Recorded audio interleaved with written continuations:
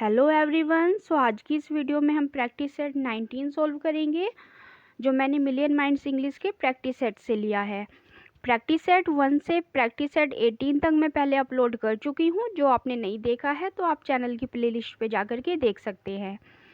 So I hope आज के video आपके लिए बहुत यूजफुल रहने वाली है। सो स्टार्ट करते हैं आज की वीडियो। लेकिन स्टार्ट करने से पहले यदि आप चैनल पर नए हैं तो चैनल को सब्सक्राइब कर दीजिए और हमारी यूट्यूब फैमिली में शामिल हो जाइए, जिससे आने वाले वीडियोज़ के नोटिफिकेशन आपको टाइमली मिलते रहे। सो question number 1, it's unseen passage. So unseen passage को एक बार पढ़ लेते हैं हम। अगर आपको थोड़ा ज़्यादा टाइम चाहिए इसे समझने में तो आप वीडियो को पॉज करके अच्छे से इसको पढ़ लीजिए। So, for any activity, discipline is the key word. It should begin with the self, then we extend it to the family, neighbors, environment, workplace, society, and the nation at large. It is from society that inspiration is drawn. Systems and institutions should provide inspiration to society through performance, which in turn will provide leaders capable of rebuilding and restructuring society into a strong nation. The nationalist spirit then becomes infectious. ये हमने unseen passage पढ़ लिया है। छोटा सा था ये paragraph. अब इसके क्वेश्चन आंसर देख लेते हैं। Question number 1, what is the keyword for activity according to the passage? A active discipline, B key discipline, C self discipline and D discipline. तो कीवर्ड क्या है एक्टिविटी के लिए अकॉर्डिंग टू पैसेज? इस passage के अकॉर्डिंग एक्टिविटी का keyword क्या है? So the correct answer will be D here, discipline. Next, according to the passage discipline should begin. तो पैसेज के अकॉर्डिंग डिसिप्लिन कहाँ से स्टार्ट होना चाहिए? तो discipline should begin with the self, family and neighbours, with the self, family, neighbors and environment, or with the self, family, workplace, society. तो discipline start होना चाहिए। The correct answer will be A, with the self. सबसे पहले हमें खुद से start करना चाहिए। Question number 3, according to the passage where do we get inspiration from? तो पैसेज के अकॉर्डिंग हमें इंस्पिरेशन कहाँ से मिलता है? Society and nation, environment, nothing in particular. So the correct answer will be C, environment. So question number 4, according to the passage a good leader should be capable of. तो passage के according जो एक good leader है वो capable होना चाहिए किस चीज़ के लिए? Option A, rebuilding a nation the way he और C likes, B rebuilding and restructuring society into a strong nature, C rebuilding and destructing a nation, and D rebuilding and structuring a nation. So question number 4, the correct answer will be B here, rebuilding and restructuring society into a strong nation. Question number 5, what is the meaning of the word infectious in the passage? तो infectious जो meaning दिया हुआ है तो इसका हमें meaning बताना है इन्फेक्शियस वर्ड का। तो इन्फेक्शियस जो होता है इसका हिंदी मीनिंग होता है संक्रामक। Okay, so option A dangerous, B spreading to everyone, C spreading to everyone by germs and D give disease. So 5 question, the correct answer will be B here, spreading to everyone. तो जो संक्रामक disease होती है, infectious होते हैं, वो क्या होता है, स्प्रेडिंग टू एवरीवन, वो एक से दूसरे को फैलता जाता है। Question number 6, find the miss spelled. तो इसमें हमें misspelled word find out करना है। तो इसका जो करेक्ट आंसर हो जाएगा दैट इज डी, इररेलीवेंट। इसका तो आंसर यहाँ पे दिया हुआ भी है, इररेलीवेंट। सो 7 क्वेश्चन, इसमें हमें misspelled word find out करना है। सो इसका करेक्ट आंसर हो जाएगा सी, कैप्रिसियस। कैप्रिसियस का यहाँ पे स्पेलिंग रॉन्ग है ये। Then 8 question, that is voyage. तो यहाँ वॉयज की स्पेलिंग यहाँ पे रॉन्ग है। देन 9 क्वेश्चन, सो 9 क्वेश्चन का करेक्ट आंसर हो जाएगा बी, कम्युनिकेबल। तो ये स्पेलिंग रॉन्ग है। तो हमें जो स्पेलिंग्स है उसमें ज़्यादा कुछ नहीं करना होता, बस इन्हें तो अच्छे से रट्टा लगा लेंगे और प्रैक्टिस करते रहेंगे, तो ये हमें लर्न रहेंगे। सो क्वेश्चन नंबर 10, इसका करेक्ट आंसर हो जाएगा D, achieved. Then question number 11, यहाँ पे find the synonym of the following words. तो यहाँ में synonym means same word find out करने हैं। So first is odium. तो ओडियम का हमें मीनिंग देखना है, यहाँ कौन सा करेक्ट है इसमें। So A, state of disorder, B, loss of public property, C, public same, and D, disappointment. So 11 question देख लेते हैं इसका करेक्ट आंसर। तो ओडियम का जो मीनिंग होता है दैट इज, इधर वी कैन से घिनौना। ओडियम मीन्स घिनौना या अपमान या बदनामी भी बोल सकते हैं। तो ओडियम का मीन्स होता है अपमान या बदनामी या घिनौना। और इसका जो करेक्ट आंसर हो जाएगा यहाँ पे that is C, public same. Then question number 12, droopy. तो ड्रोपी का यहाँ हमें क्या बताना है, सिनोनिम बताना है। So A, dejected, B, imbecile, C, buttery, and D, jovial. So ये जो डिजेक्टेड होता है इसका मतलब होता है उदास। ये जो बटरी होता है, बटरी का मीन्स होता है कोमलता से, सॉफ्टली। और ये इम्बेसाइल, इम्बेसाइल का मीन्स होता है मूर्ख। और जोवियल, जोवियल का जो मीनिंग होता है दैट इज उल्लासपूर्ण। तो इसका जो सिनोनिम हो जाएगा दैट इज ए, डिजेक्टेड। ड्रोपी का जो सिनोनिम होता है दैट इज ए, डिजेक्टेड। इसका मतलब होता है उदास। Question number 13, ubiquitous. तो यूबिक्विटस का मीनिंग बताना है यहाँ हमें। तो यूबिक्विटस का जो हिंदी मीनिंग होता है दैट इज देशव्यापी। So option A, all powerful, B, too much assertive, C, loyal and sincere, and D, seeming to be everywhere at the same time.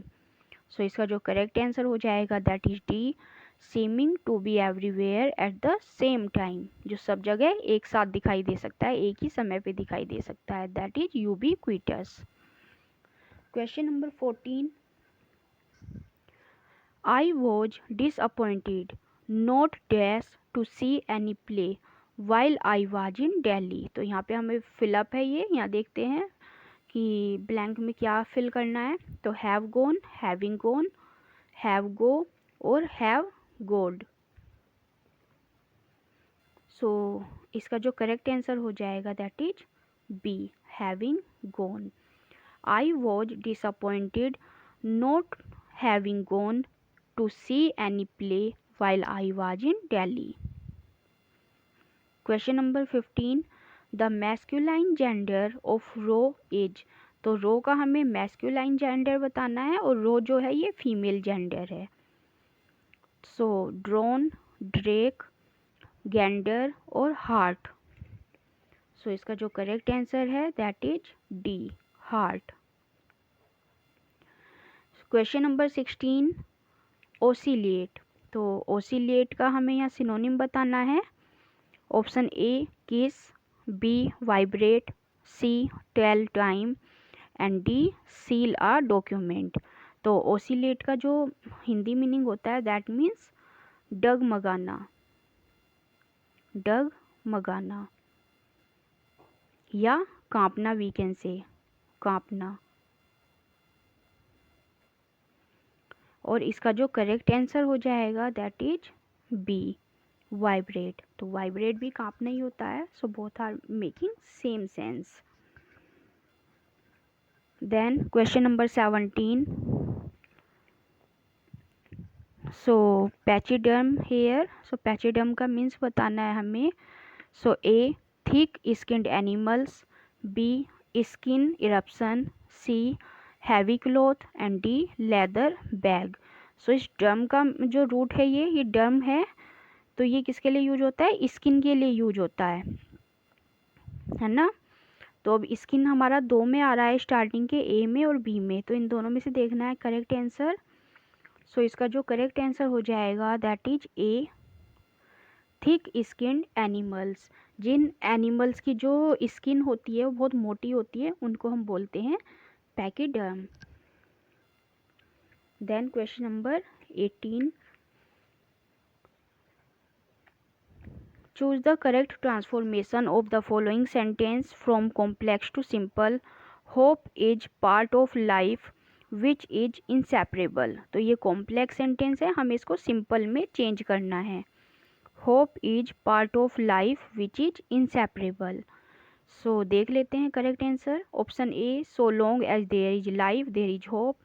B, life and hope are inseparable. C, until there is hope there is life. And D, where the life is the hope is there. तो B is the correct answer here. Life and hope are inseparable. That is the correct answer. Simple sentence में क्या होता है, हम एक subject और एक ही verb use करते हैं। तो यहाँ पे लाइफ एंड होप हमारा सब्जेक्ट हो गया और हमारा वर्ब हो गया, है ना। तो ये सिंपल सेंटेंस है। Question number 19। Choose the correct voice of the following sentence. तो इसमें हमें वॉइस जो है देखनी है इसकी। I am pulling down the old house. तो इसको हमें चेंज करना है पैसिव वॉइस में। ये एक्टिव वॉइस है यहाँ पे, तो इसको हमें पैसिव वॉइस में चेंज करना है। सो पहले देख लेते हैं टेंस कौन सा है ये। तो आई एम पुलिंग, तो ये हमारा प्रेजेंट कॉन्टिन्यूस टेंस है।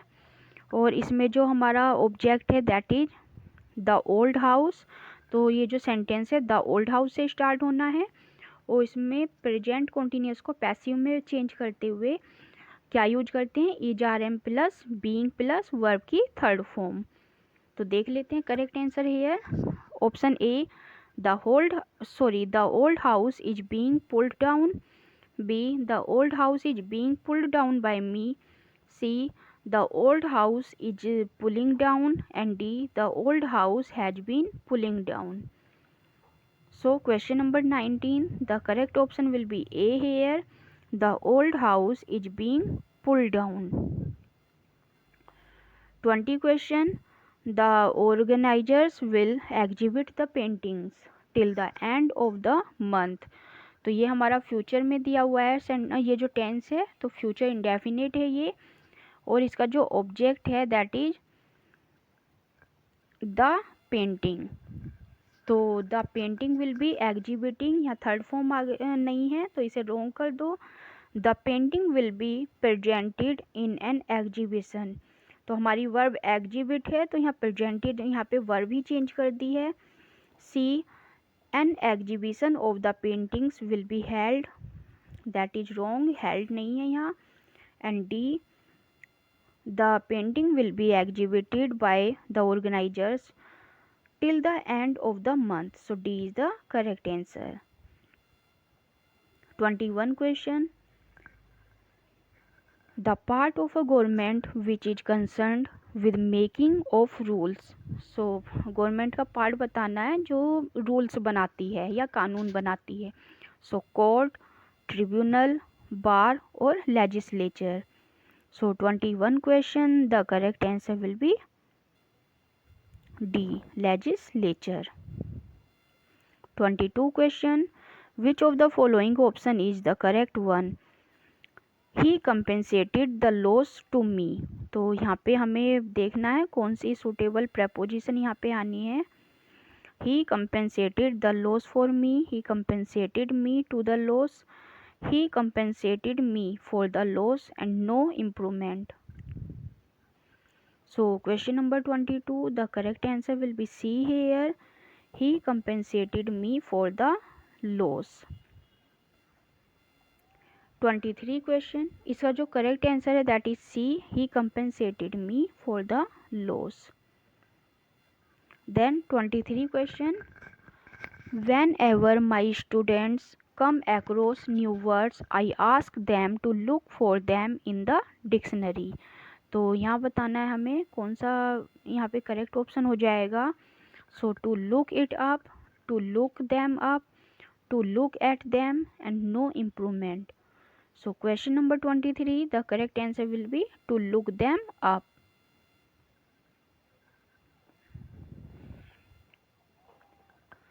24 question, putting off for tomorrow is called.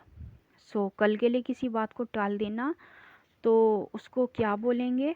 So A proclamation, B procrastination, C profanation and D proliferation. So question number 24, the correct answer will be B procrastination. अब देख लेते हैं इसको, इनके क्या मीनिंग है। Proclamation का मीनिंग होता है घोषणा करना, ओके, इसका मीनिंग है घोषणा।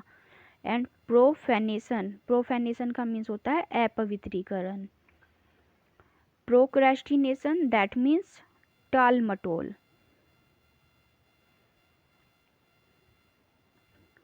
एंड प्रोलिफरेशन, सो प्रोलिफरेशन का मीन्स होता है प्रसार, किसी चीज को एक्सपेंड करना। Then 25 question, have you dash the door tight. So यहाँ देखते हैं इस पेज में कौन सा करेक्ट ऑप्शन होगा इसमें। Have you shutted the door tight, यहाँ शट और सेट। सो जब यहाँ हैव दिया है इट मीन्स हमें थर्ड फॉर्म यूज करनी है शट की। So the correct option of 25 question will be C, shut, क्योंकि शट की जो तीनों फॉर्म यही होती हैं, shut, shut and shut, okay. 26 question, he dash the college last year. तो can leave, left, has left और विल लीव। तो देखिए लास्ट ईयर इट मीन्स हमें ये पास्ट में बनाना है, ये फ्यूचर की बात कर रहा है, ये प्रेजेंट की कर रहा है, ये भी प्रेजेंट की कर रहा है। तो लेफ्ट हमारा करेक्ट ऑप्शन हो जाएगा। He left the college last year, so B is the correct answer. 27 question, this particular problem dash us for a long time now. So has been troubling, may troubling be, it's been troubling और has been troubled. So यहाँ पे 4 आया है, जहाँ since और 4 होता है उसको हम किस में बनाते हैं, परफेक्ट कॉन्टिन्यूस में बनाते हैं। तो परफेक्ट कॉन्टिन्यूस कौन सा है इसमें, A, has been troubling. The particular problem has been troubling us for a long time now. 28 question, the practice of marrying more than one wife at a time is called. तो एक से ज़्यादा wife रखना, एक से ज़्यादा ladies के साथ शादी कर लेना, उसको क्या बोलेंगे, मोनोगैमी, बाईगैमी, पॉलीगैमी एंड पॉलीएंड्री। तो मोनो का मतलब होता है एक, मीन्स एक विवाह करना। बाईगैमी, बाई का मतलब होता है दो और गैमी का मतलब है मैरिज, इसका मतलब है दो मैरिज करना।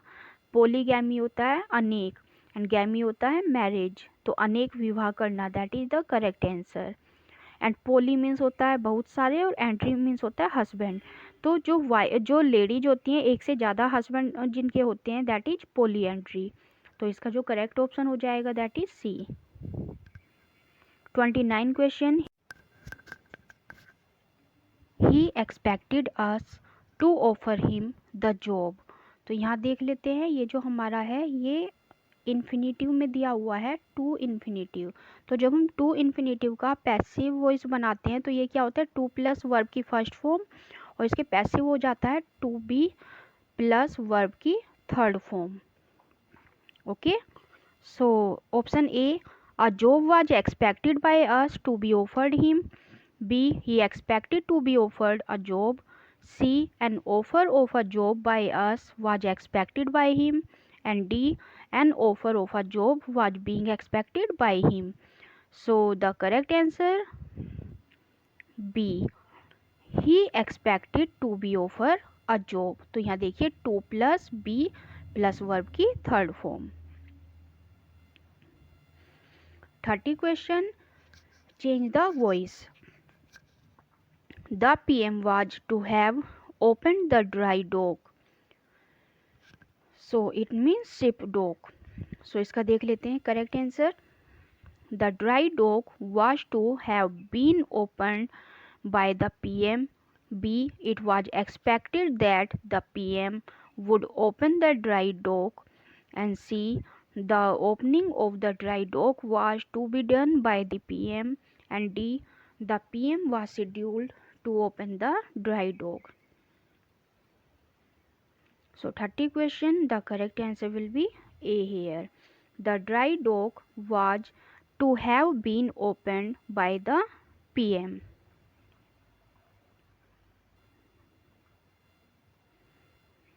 31 question, what is the correct term for the statement given below? A place that provides refuge. तो जो रिफ्यूजी मीन्स होता है शरण, है ना, तो जो शरण हमें प्रोवाइड करता है ऐसा जो प्लेस है उसको क्या बोलेंगे?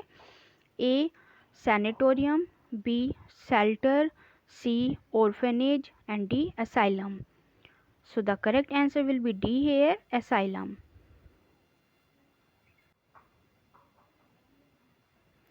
तो इसका जो असाइलम करेक्ट आंसर है, लेकिन आई थिंक शेल्टर भी इसका करेक्ट आंसर होना चाहिए, इसका मीन्स भी शरण स्थल ही होता है।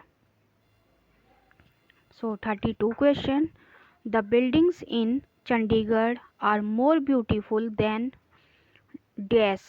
तो this of Delhi, that in Delhi, these of Delhi and those of Delhi. तो जो चंडीगढ़ की जो बिल्डिंग हैं वो बहुत ब्यूटीफुल हैं, ज़्यादा ब्यूटीफुल हैं, किससे? दिल्ली की बिल्डिंग से।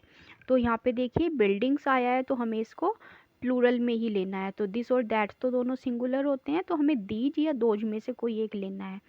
तो इसका जो करेक्ट आंसर हो जाएगा that is D, those of Delhi. 33 question, which of the following sentence is correct one? I came here with a view to meet him.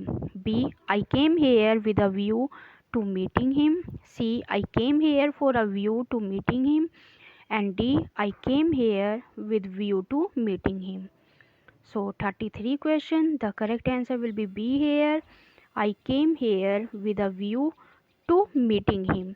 अब ये देखिए टू के साथ यहाँ पे ing फॉर्म क्यों आ गई है, don't be confuse in it.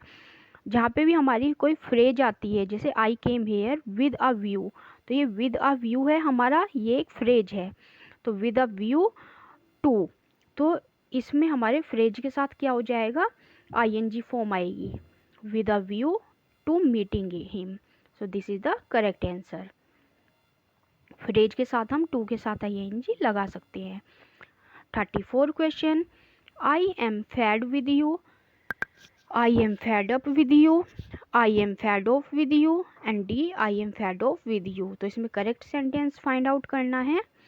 सो जो प्रैक्टिस सेट में दिया है वो है I am fed off with you, लेकिन आई थिंक इसका जो करेक्ट आंसर होना चाहिए that is B, I am fed up with you।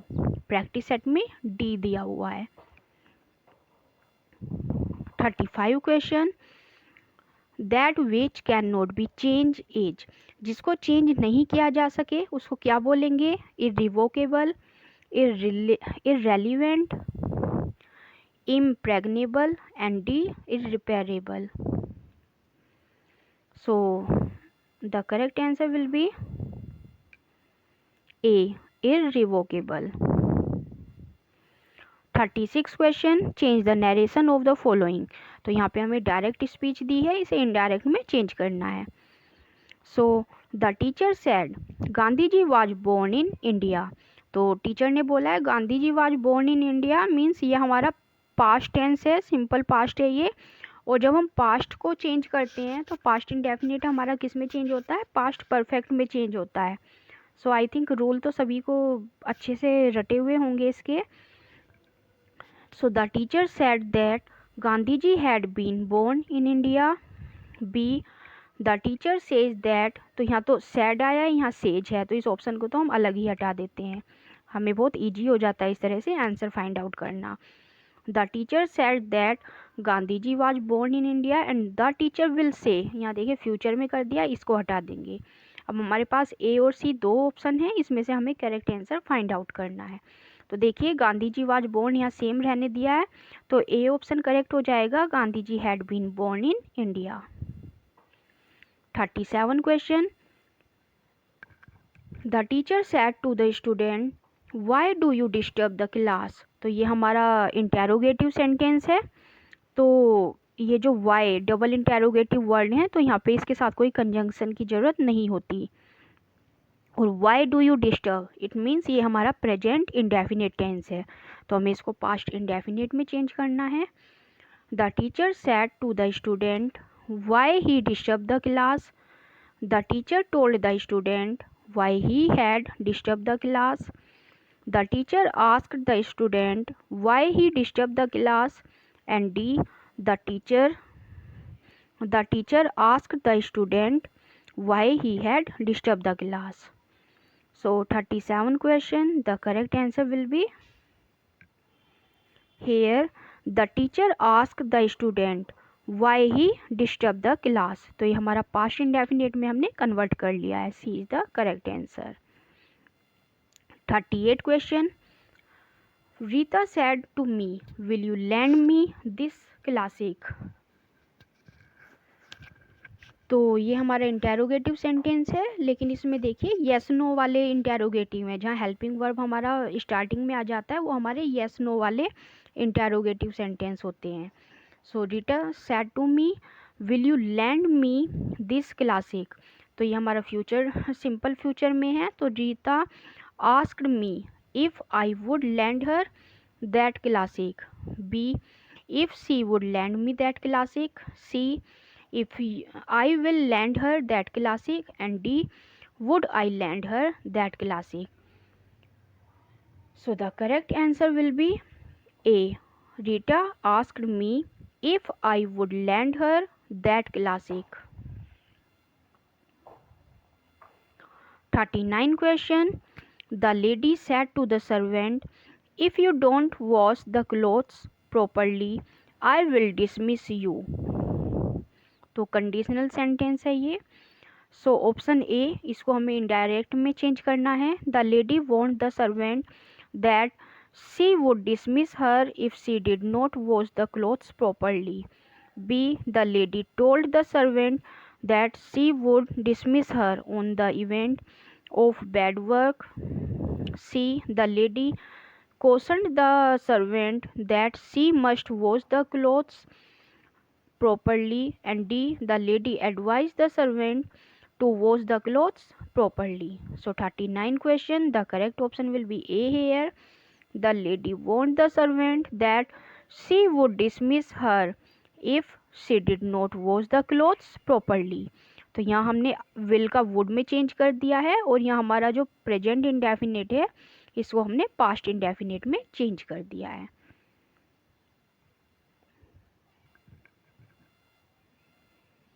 40 question, there are ceremonies going on, he said to me। So A, he told me that there were ceremonies going on। B, he told that there have been ceremonies going on। C, he told that there had been ceremonies going on। And D, he told that there are ceremonies going on। सो यहाँ देखिए ये हमारा are and going on, it means ये हमारा present indefinite है, इसको हमें past indefinite में चेंज करना है। एंड पास्ट इंडेफिनिट में क्या है, वाज वर होता है और आईएनजी फॉर्म होती है। तो there were ceremonies going on. So A is the correct answer. 41 question, in which play of Shakespeare is there a tribute to Marlowe as the dead shepherd? तो कौन से प्ले में शेक्सपियर के Marlowe को tribute दिया गया है as a dead shepherd? So 12th night, major for major, as you like it and the tempest. So the correct answer will be C here, as you like it. 42 question, poetry is the noble and profound application to ideas of life. Who said this? तो किसकी कही हुई ये statement है? गोएथ, Hardy, Arnold और Elliot. So the correct answer will be C here, Arnold. In which play of Shakespeare we have the character hero? तो hero कौन से कैरेक्टर में है? The Merchant of Venice, Henry V, Much Ado About Nothing and King Lear. So the correct answer will be C here, Much Ado About Nothing. तो I think play का name देख के आपको याद आ गया होगा। हीरो, इसकी शादी होने वाली थी क्लाउडियो से, और इसकी जो कजिन थी दैट इज बेनेडिक्ट एंड बीट्राइस। बीट्राइस इसकी कजिन थी जिसकी शादी हुई थी बेनेडिक्ट से। 44 question, merchant of Venice belong to which of the following literary form? तो मर्चेंट ऑफ वेनिस का हमें जॉनर बताना है यहाँ पे कौन सा है?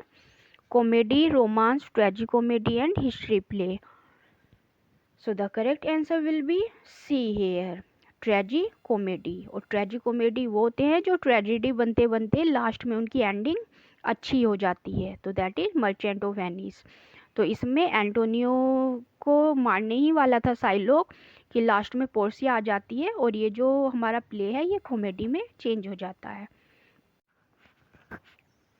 Question number 45, there is a soul of goodness in things evil, would man observingly distil it out, who has written it? तो ये जो लाइन है ये किसने लिखी है?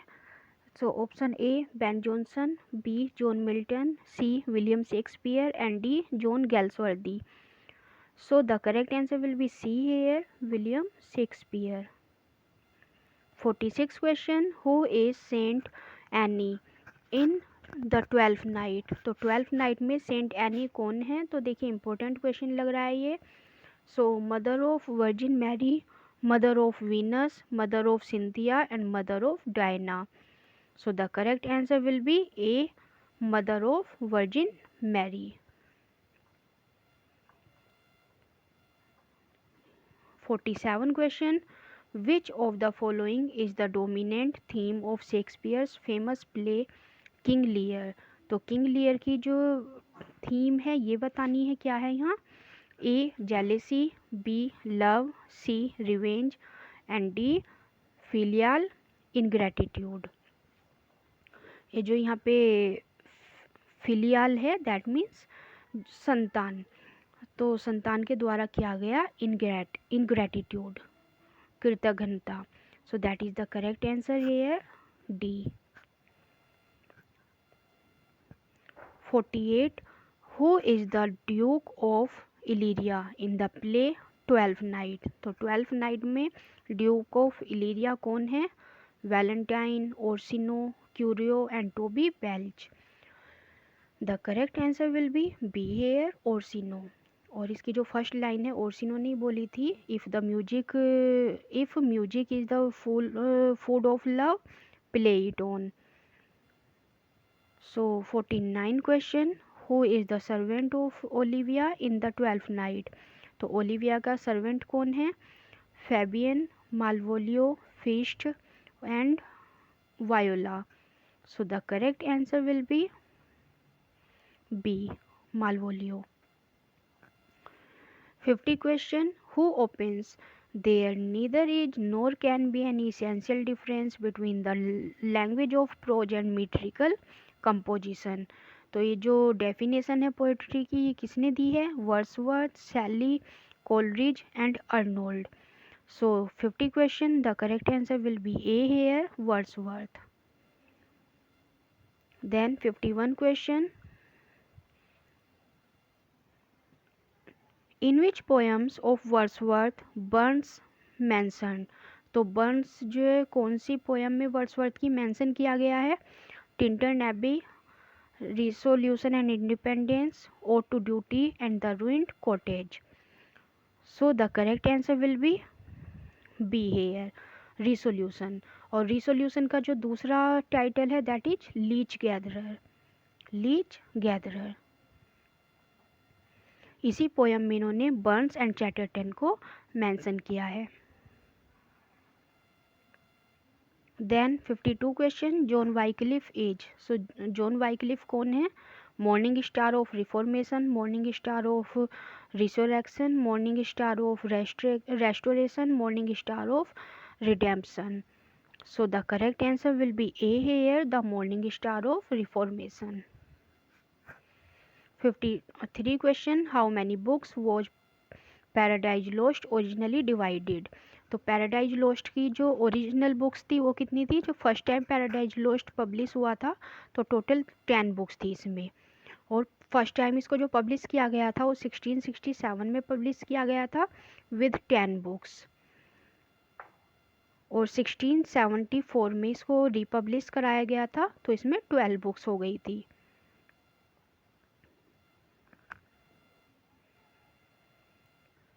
$54 question, which is the most important prose work by Milton. तो Milton का इम्पोर्टेंट प्रोज वर्क बताना है इसमें से कौन सा है? Lycidas, Areopagitica, L Allegro and Comus. So 54 question, the correct answer will be B hair, Areopagitica. और ये कब आया था? 1644 में आया था.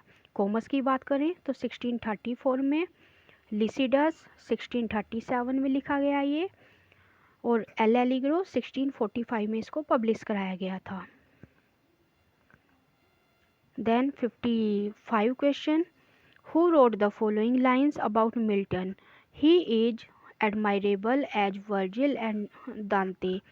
सो Spenser, Arnold, Dryden and Eliot. तो किसने मिल्टन की प्रेज की है ऐसे बोल के कि he is admirable as Virgil and Dante? तो उनको वर्जिल और दांते की श्रेणी में उसने रख लिया है. तो the correct answer will be B hair, Arnold. तो अर्नोल्ड ने मिल्टन के बारे में ऐसा बोला है.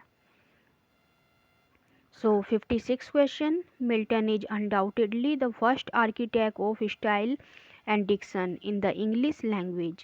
तो ये जो कमेंट है मिल्टन के ऊपर किसने दी है? So Leslie Jones, Cowper, Mac Watson and none of these.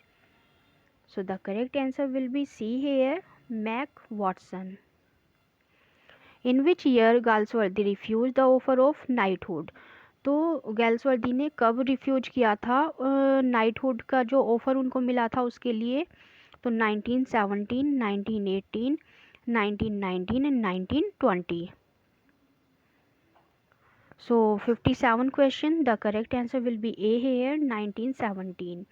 और इसमें काफ़ी कन्फ्यूजन बना रहता है स्टूडेंट्स को, तो don't be confuse in it, क्योंकि 1917 में अनाउंस हुआ था कि उनको ये नाइटहुड का जो ऑफ़र है वो अनाउंस हुआ था कि उनको दिया जाएगा, तो उन्होंने तभी उसको रिफ्यूज कर दिया था 1917 में. और अगर वो इसको रिफ्यूज नहीं करते तो उनको ये जो ऑफ़र है ये नाइटहुड है ये कब दिया जाना था? 1918 में उनको मिलने वाला था ये. ओके तो जब उन्होंने मिलने से पहले ही 1917 में इसको रिफ्यूज कर दिया था. So literature is its own reward, who said. तो किसने बोली है ये line, literature is its own reward? So Shaw, Ibsen, Wordsworth and Galsworthy. So 58 question, the correct answer will be D, Galsworthy. उन्होंने बोला था मेरा तो जो ये रिवार्ड है वो लिटरेचर ही है, जो हम लिटरेचर लिखते हैं, जो ये हमारे पास ये टैलेंट है यही हमारा रिवार्ड है. 59 question, there is nothing that gives more courage than to see the irony of things. Where does this line appears. तो ये लाइन कहाँ पे देखने को मिलती है? The pigeon, silver box, loyalties and the skin game. So the correct answer will be A here, the pigeon. 60 question. The Little Man written by Galsworthy is A और N. तो जो द लिटिल मैन है गैल्सवर्दी का, ये बताना है क्या है. ये पोएम है, 2 एक्ट्स प्ले है, नोवेल है या 1 एक्ट प्ले है. सो इसका जो करेक्ट आंसर हो जाएगा दैट इज डी. ये एक 1 एक्ट प्ले है. So D is the correct answer. 61 question. In loyalties Mabel is the wife of. तो मेबल किसकी वाइफ है?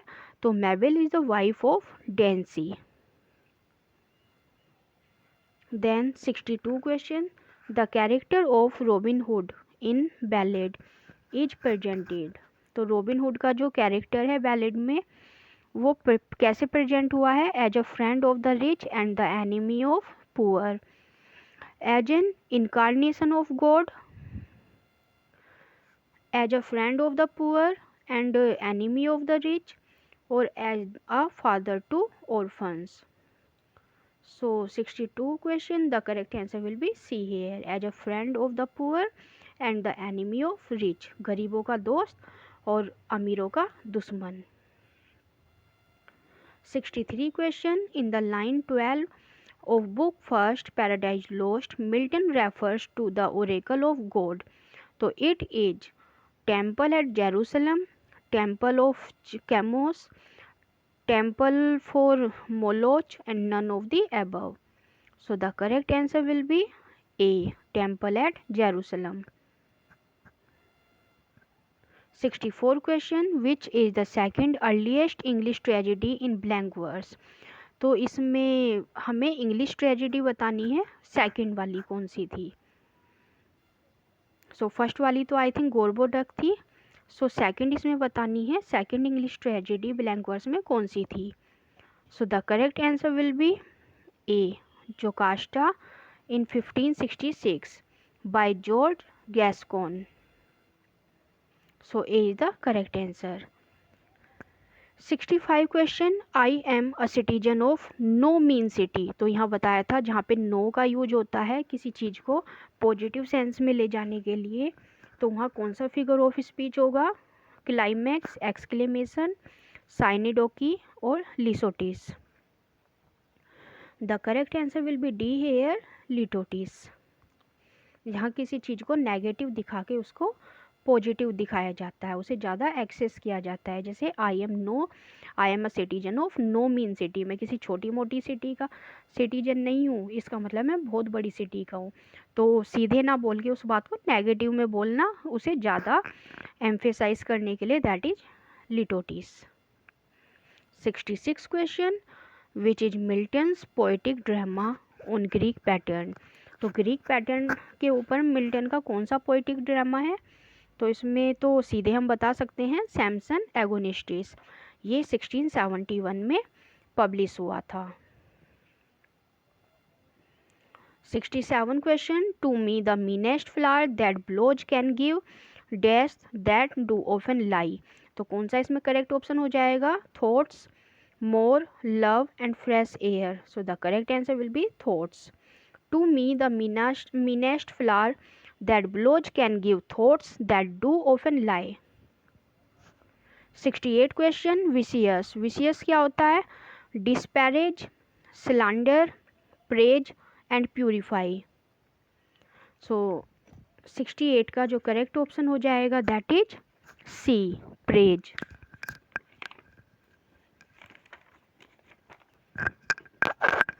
सो 68 का करेक्ट ऑप्शन हो गया है यहाँ सी, praise.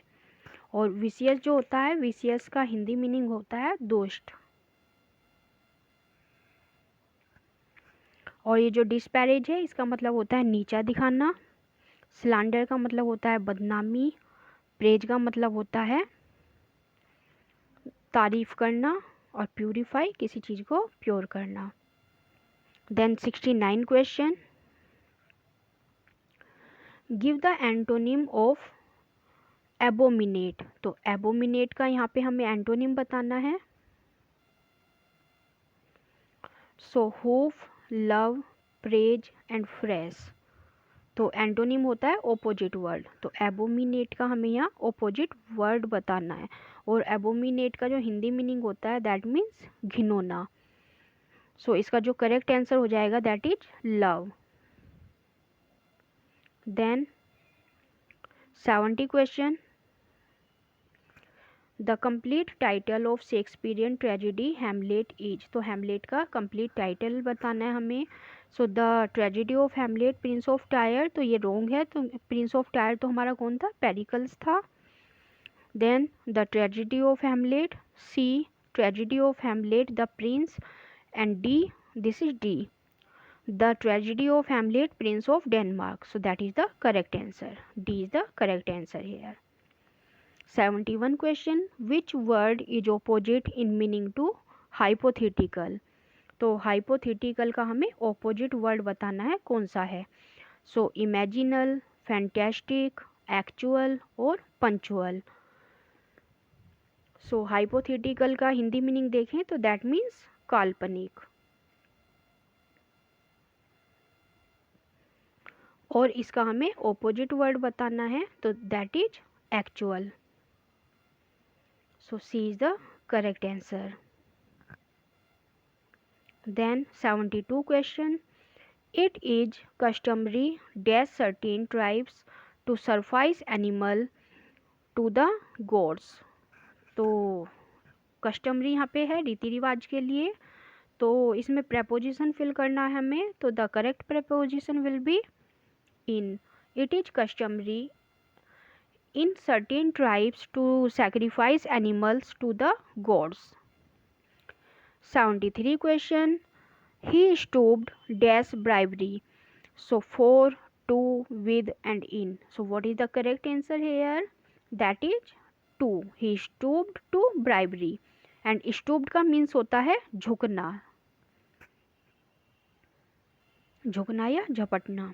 74 question, I cannot pretend dash have a thorough knowledge of the subject, so to, with, in and for, so what is the correct answer here, 74 question, the correct option will be A, I cannot not pretend to have a thorough knowledge of the subject। 75 question, it is not proper dash you to behave like this, so for, to, with and in, तो preposition भी हमें अच्छे से जब practice करेंगे daily तो अच्छे से लर्न हो जाएंगे। So the correct answer will be four here, it is not proper for you to behave like this. 76 question, choose the correct option after punctuating the following sentence, तो यहाँ पे हमें पंचुएट करना है, तो सारे ऑप्शंस आप अच्छे से पढ़ लीजिए।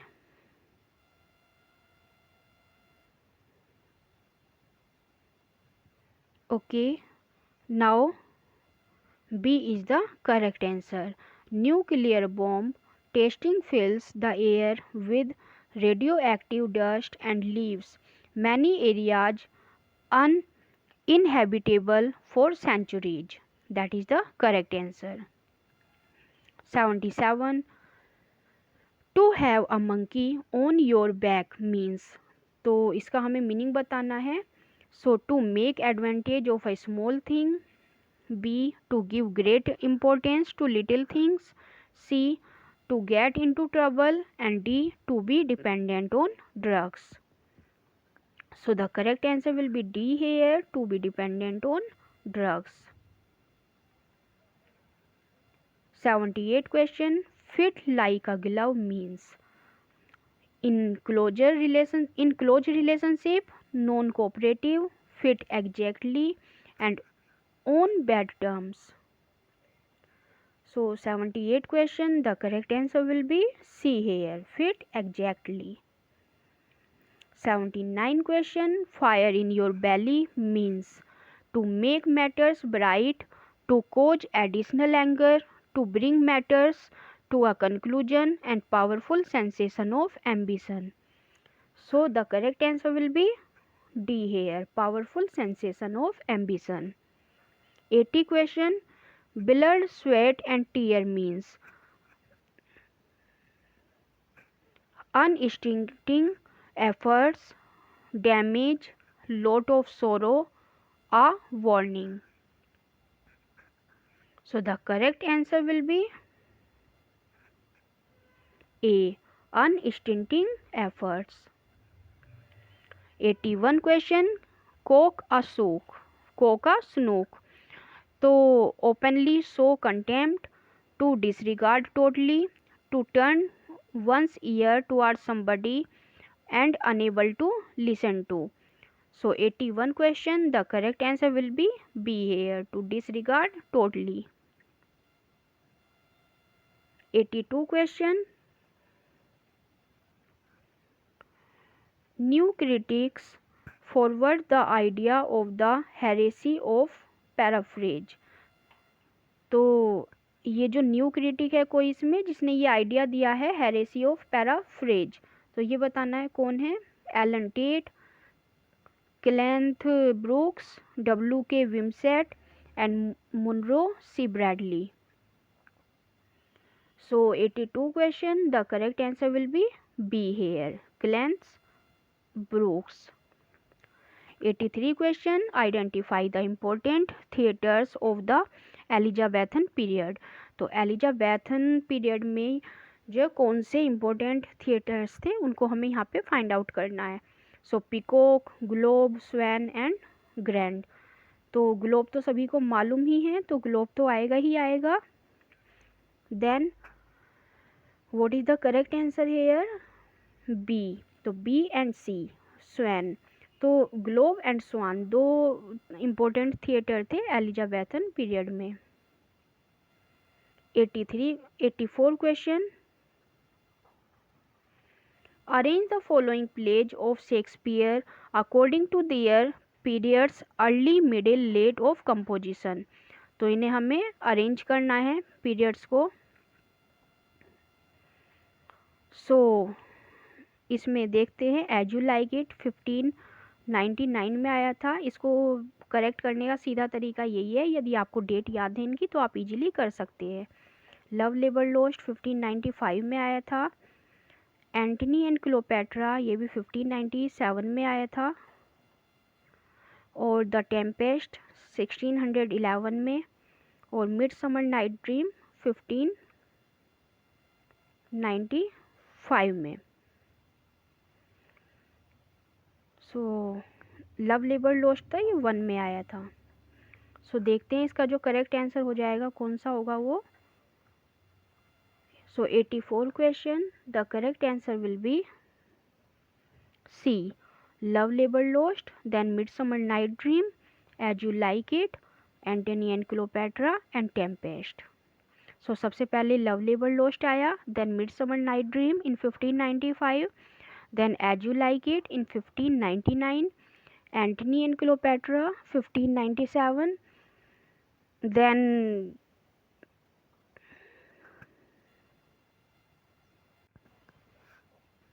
आई थिंक थोड़ा गड़बड़ कर दिया मैंने इस डेट में, तो मैं फिर से एक बार क्लियर कर देती हूँ।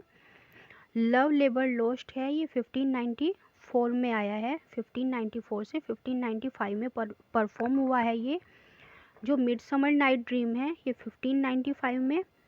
Then as you like it 1599 में आया है। एंटनी एंड क्लोपेट्रा ये हमारा 1607 में आया है, मैंने 1597 बोल दिया था, ये 1607 में आया है।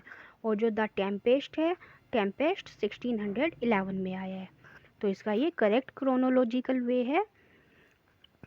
So the correct answer will be C here. Then 85 question, haunted castles, strange noises and an acceptance of the supernatural with all its trapping mark। तो ये जो हॉन्टेड कैसल्स हैं, स्ट्रेंज नॉइसेस हैं, मीन जो भूत प्रेत या जो ये हॉरर मूवी टाइप आती हैं इस टाइप का इसमें बताना है कि ये कौन सा फिक्सन है इसमें। Meta fiction, fantasy fiction, epistolary fiction और गोथिक फिक्शन। सो इसका जो करेक्ट आंसर है that is D here, gothic fiction. Now next question 86.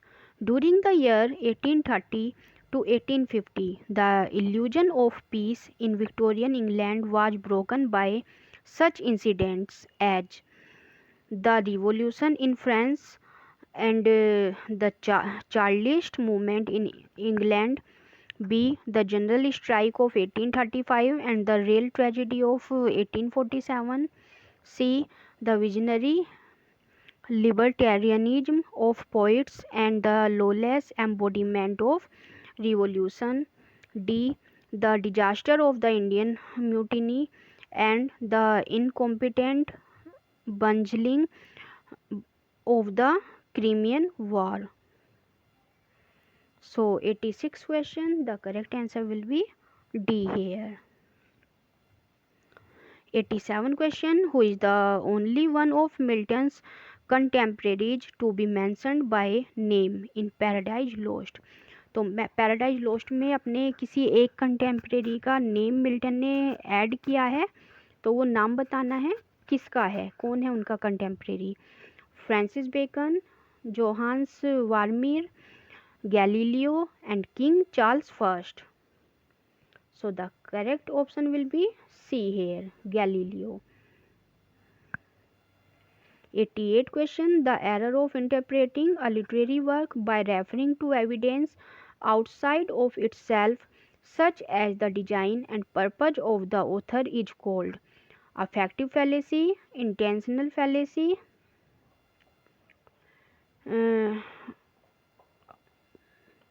authorial fallacy and synecdoche fallacy. So 88 question, the correct option will be B. Intentional fallacy. 89 question. An English poet could not help the excitement that an historical event caused in his lifetime. Bliss was it in that dawn to be alive, but to be young was very heaven. So which poet and what dawn? तो कौन से author ने ये lines लिखी हुई हैं और किस बारे में यहाँ पे बात हो रही है? So the correct option will be C here, William Wordsworth and the French revolution. So 90 question, who among the following writers was not the one identified with the movement of the 1950s England? तो इनमें से कौन सा writer नहीं है 1950 movement का England में, जो 1950 में मूवमेंट हुई थी उसमें कौन सा जो राइटर है वो आइडेंटिफाई नहीं है? So Roy Fuller, Kingsley Amis, Donald Davie and Philip Larkin.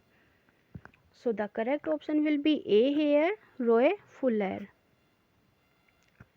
91 question, which of the following was not a dialect of old English? तो ओल्ड इंग्लिश की कौन सी डायलैक्ट नहीं है इसमें? सो डायलैक्ट होता है बोली, भाषा, तो Irish, Northumbrian, Mercian and Kentish. So the correct answer will be A here, Irish. 92 question, the term invective refers to. तो इन्वेक्टिव का हमें यहाँ पे टर्म का मीनिंग बताना है कि क्या है। So option A, the abusive writing और speech in which there is harsh denunciation of some person और thing. B, an insulting writing attack upon a real person in verse और prose, usually involving caricature and ridicule. C, a writer or spoken text in which an apparently straightforward statement or event is undermined in its context so as to give it a very different significance. And D, the chanting or reciting of words deemed to have magical power. So the correct option will be A, The abusive writing or speech in which there is harsh denunciation of some person or thing. अगर इसका Hindi meaning देखा जाए तो इन्वेक्टिव means होता है फटकार, किसी को जो फटकार लगाई जाती है, डांटा जाता है, उस सेंस में. 93 question. Which among the following titles set a course for academic literary feminism? So Nostromo, From Ritual to Romance, to A Room of One's Own, and A Dance to the Music of Time. So the correct answer will be C here, A Room of One's Own. 94 question. When you say I love her eyes, her hair, her nose, her cheeks, her lips, you are using a rhetorical device of enumeration, parataxis, antagogue, or hypotaxis. So 94 question, the correct answer will be A, enumeration. 95 question. Which one of the following best describes the general feeling expressed in literature during the last decade of the Victorian era? So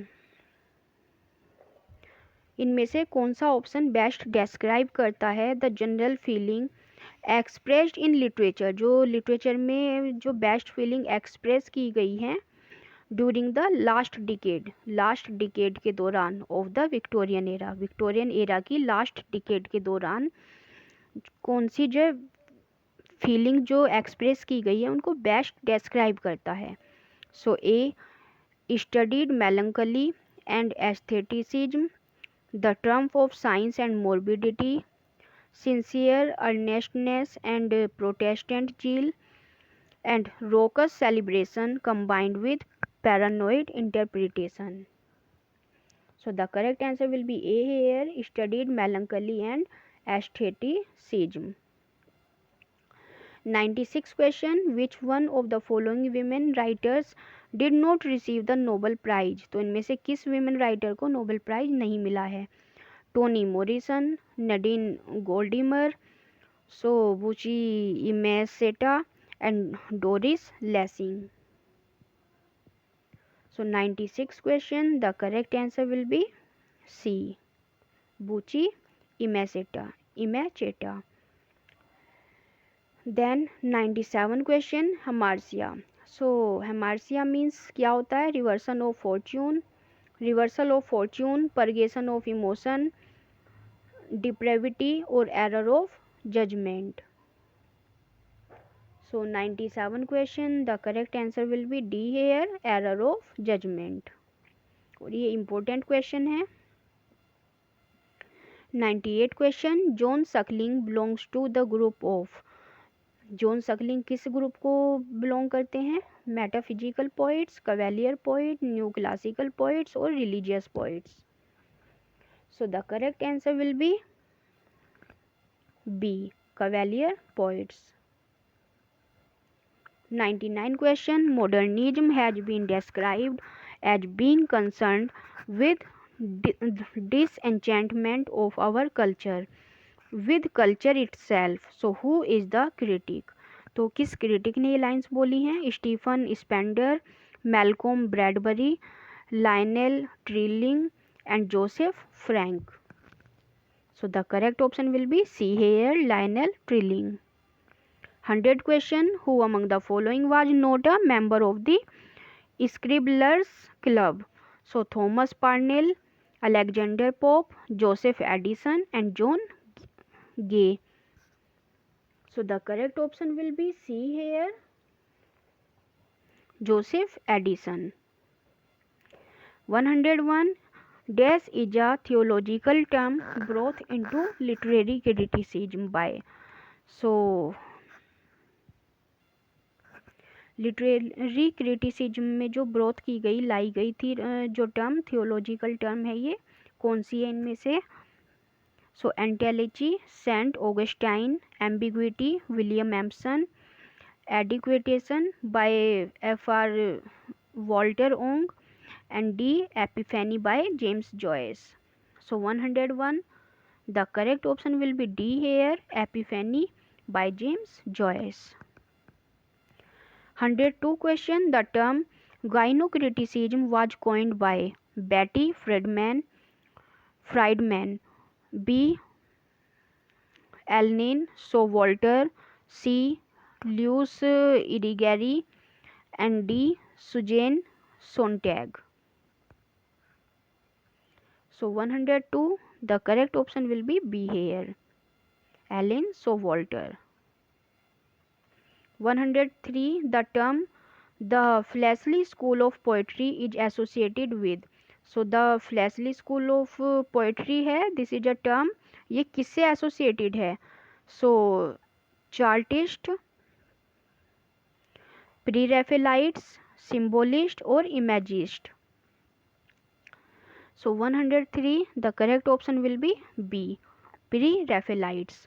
104, Johnson's edition of Shakespeare appeared in. तो Johnson's का जो addition of Shakespeare है वो कब appear हुआ है? 1752, 1765, 1791 और 1760. सो the correct answer will be B hair, 1765. 105, in which play by Shakespeare do we find widowed queen questioning the assumption of male politics?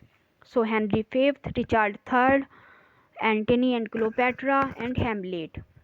So 105, the correct option will be B here, Richard III. 106, heroic couplet is a pair of. तो heroic couplet किसका pair होता है? तो that is rhyming iambic pentameters line, unrhyming iambic pentameters line, rhythmic iambic hexameter lines, and unrhyming iambic hexameter. So 106, the correct answer will be A, rhyming iambic pentameter lines. इसमें iambic pentameters की lines होती हैं जो rhyme करती हैं. 107, heroic quatrain. तो अभी तो ये हीरोइक कपलेट पढ़ा है हमने ऊपर, अब ये है हीरोइक क्वाट्रेन. तो I stanza in blank verse, 8 line stanza in iambic hexameter, 4 line stanza in iambic metre और 6 line stanza in iambic metre. So 107, the correct option will be C here. Couplet में 2 line होती है iambic pentameter की और heroic quatrain में 4 lines होती हैं. 4 line stanza होता है आयम्बिक पेंटामीटर का. 108, the Victorian period refers to the reign of queen Victoria of England during. तो क्वीन विक्टोरिया का जो रेन था वो बताना है कब से कब तक रहा है. So 108, the correct option will be C here, 1837 to 1901. 109, the Elizabethan settlement established during the reign of Elizabeth I. तो one, ensured the supremacy of the Church of England. Second, allowed Christian to acknowledge the authority of the Pope. Third, allowed the extremer Protestants to be part of the Anglican Church. And fourth, created a group known as the Roundheads. So the correct combination according to the code is 1 and 3rd are correct, 1 and 2nd are correct, 2nd and 3rd are correct, and 3rd and 4th are correct. So the correct option will be A, 1 and 3rd are correct. तो एक बार देख लेते हैं कौन कौन सा correct है इसमें. Ensured the supremacy of the Church of England and allowed the extremer Protestant to be part of the Anglican Church.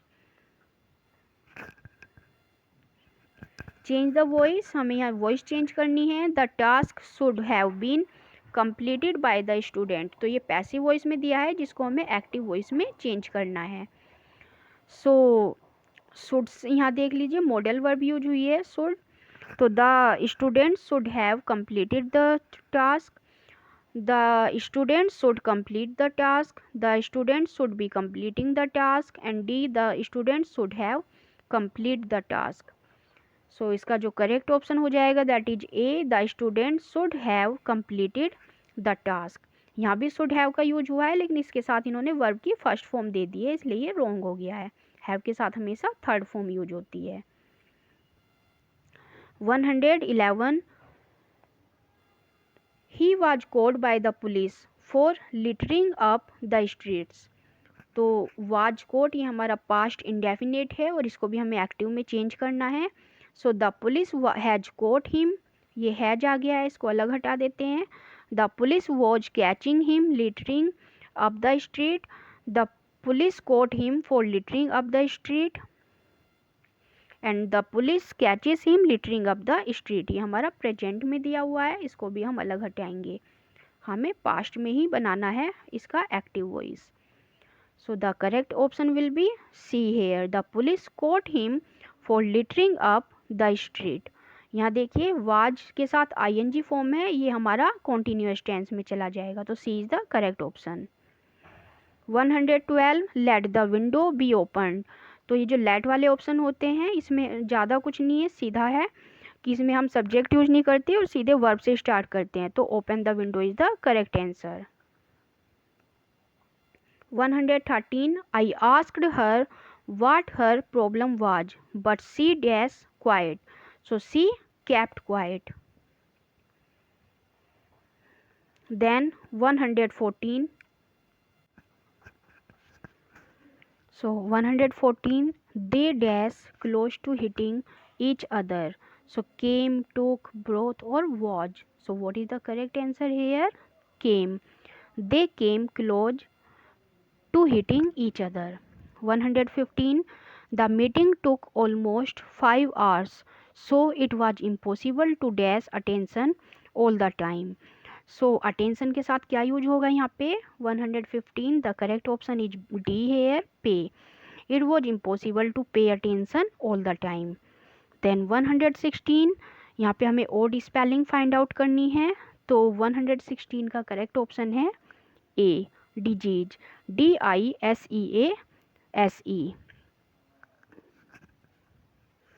117 question। 117 the correct option will be D, FEASEBILITY। then 118 committee। so 118 the correct answer will be A। इन्होंने यहाँ पे correct spelling बता दी है COMMITTEE, लेकिन यहाँ देखिए सभी spelling same ही है, COMMITTEE, यहाँ भी COMMITTEE, तो तीनों हमारी सेम है, तो इस हिसाब से तो ओड हमारा ये वाला जाना चाहिए। तो ओड होता क्या है? जो बाकी तीनों से अलग हो, लेकिन यहाँ पे इनका प्रिंट मिस्टेक हो सकता है ये, तो हमें सिर्फ करेक्ट स्पेलिंग पे फोकस रखना है। So the correct spelling is A here, COMMITTEE, committee। 119 the term Gothic, a category of fiction also applies to। ये जो गोथिक है कैटेगरी ऑफ फिक्शन है, ये किस में और अप्लाई होता है? आर्किटेक्चर में, पेंटिंग में, म्यूजिक में या थिएटर में? सो the correct answer will be A, architecture। 120 question, a metrical foot consisting of an unstressed syllable followed by stress। तो कहाँ पे अनस्ट्रेस और स्ट्रेस का जो फूट होता है दैट इज डायक्टाइल, ट्रोकी, आयम और anapaest. So the correct answer will be C here, iamb. 121 यहाँ पे हमें करेक्ट स्पेलिंग फाइंड आउट करनी है, आप चारों ऑप्शन देख लीजिए, मैं सिर्फ आंसर बता देती हूँ। So the correct answer will be A here, ACCOMMODATION, accommodation. Then यहाँ 122 में हमें misspelled word find out करना है। So the correct option will be B here, questionnaire. तो यहाँ पे डबल एन, आई थिंक यहाँ पे डबल एन आना था यहाँ पे। सो जो मिस स्पेल्ड वर्ड है that is B। 123 question, using the bench for the judiciary is an example of. तो जो जुडिशरी के लिए वर्ड यूज होता है द बेंच, ये किस चीज़ का एग्जाम्पल है? मेटाफर, आयरनी, साइनिडोकी और metonymy. So 123 question, the correct option will be D here, metonymy. Metonymy का हिंदी मीनिंग होता है उपनाम, जहाँ हम किसी वर्ड को यूज करने के लिए उसकी जगह कोई दूसरा नेम यूज कर देते हैं। 124, 4 feet comprising a monosyllable dactyl and first pigeon is often called running rhyme, sprung rhyme, blank verse or rhymed verse. So the correct option will be B here, sprung rhyme. 125 question, his life was gentle and the elements so mixed in him that nature might stand up and say to all the world, this was a man. So who is the speaker and about whom is this spoken? तो यहाँ बताने जो lines है इनका speaker कौन है और उसने किसके लिए ये लाइन्स बोली हैं। So Enobarbus on Antony, Brutus on Caesar, Cleopatra on Antony and Mark Antony on Caesar. So the correct option will be D here, Mark Antony on Caesar. तो मार्क एंटोनी ने ये लाइन सीजर के लिए बोली है, D is the correct answer. तो I hope आज की वीडियो आपको पसंद आई होगी और आपके लिए बहुत ही यूजफुल भी रही होगी। सो अगर ये वीडियो आपको पसंद आई है तो वीडियो को लाइक कर दीजिए, चैनल पर यदि नए हैं तो चैनल को सब्सक्राइब कर दीजिए, जिससे ज़्यादा से ज़्यादा आपको जो नई वीडियो के नोटिफिकेशन टाइमली मिलते रहें। ज़्यादा से ज़्यादा वीडियो को शेयर कर दीजिए अपने फ्रेंड्स के साथ, जिससे जो सभी को इस वीडियो का बेनिफिट मिल सके। ओके, सो मिलते हैं नेक्स्ट वीडियो में। जब तक के लिए bye and thank you for watching.